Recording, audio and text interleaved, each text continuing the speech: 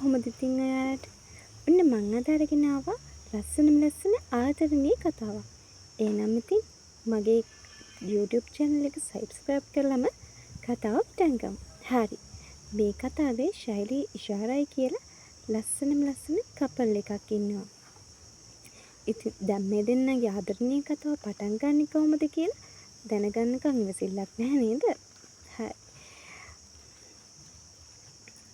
ශෛලී මහා වෙස්සක් දවසක ක්ලාස් ඇරිලා ගෙදර යන බස් එකක් එනකම් බස් වල ටිකට වෙලා ඉන්නවා.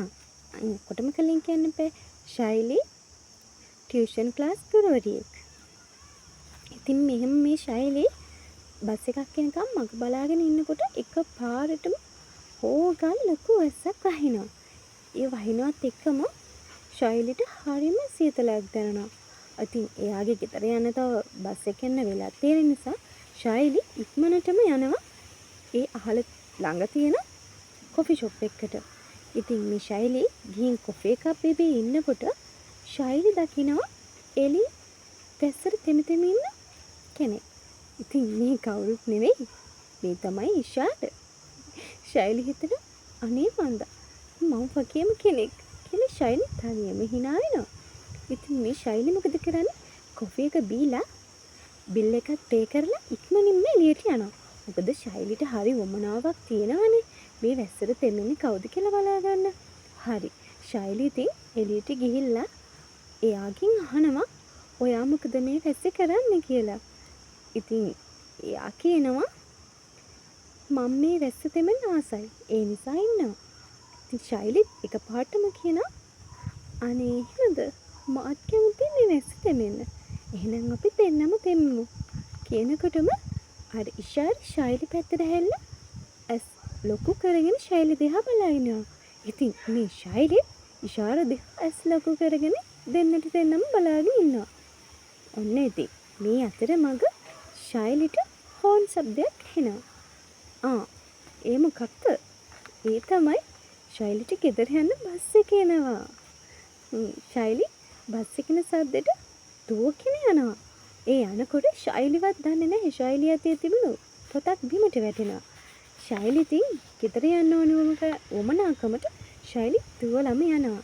ඉතින් මේ ශෛලී දුවගෙනම යනකොට ඉෂාර ඒ බිම වැටිච්ච පොත හැරගෙන ගෙදර යනවා. ඉතින් ඉෂාර ගෙදර ගිහිල්ලා ශෛලීගේ මේ පොත බලනවා. ඒ බලනකොට ශෛලීගේ නම්බර් එක තියෙනවා.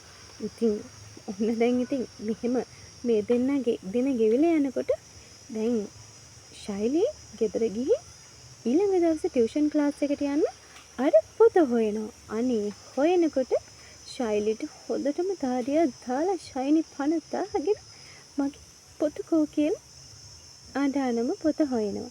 ඉතින් එකපාරටම ශෛලීගේ ෆෝන් එකට කෝල් එකක් එනවා. ශෛලී හෙලෝ කියලා ෆෝන් එක ආන්සර් කරනකොටම ඔන්න ඉතින් ශෛලී අහනවා කවුද මේ කියලා. එතකොට ඉෂාර කියනවා එදා වැස්ස තෙමෙ හිටියේ. ඔයාට මතකයිද කියලා. ඊට පස්සේ ඔව් මට මතකයි. ඊට පස්සේ ඉෂාර කියනවා ඔයාගේ මොකක් හරි පොතක් නැති වුණාද? අනේ ඔව් මගේ ක්ලාස් කරන පොත නැති වුණා. ඒ පොත මං ගාව. ඊට පස්සේ ශෛලී කියනවා ඒක තමයි මගේ ෆෝන් නම්බර් එක. ඔයාට යන්න විදිහක් නැහැනේ. හරි මට ඔයාට ඒ පොත ගෙනත් දෙන්න පුළුවන්ද? නැත්තම් ඔයා ඉන්න තැනකට මං එන්නම් කියලා ශෛලී කියනවා. ඉතින් ඔන්න ඔතනින් දෙන්නගේ ආදරණීය කතාව පටන් ගන්නවා. දෙන්න හැමතැනම යන්න පටන් ගන්නවා. දෙන්න බීච් එකට යනවා. දෙන්න දනානතින් කපල් වුණාමනේ එක තැන්වල යනවා. ඉතින් මේ දෙන්න හරිම ආදරණීය විදිහට ආදරණීයව මේ දවස් ටික ගෙවිලා යනවා.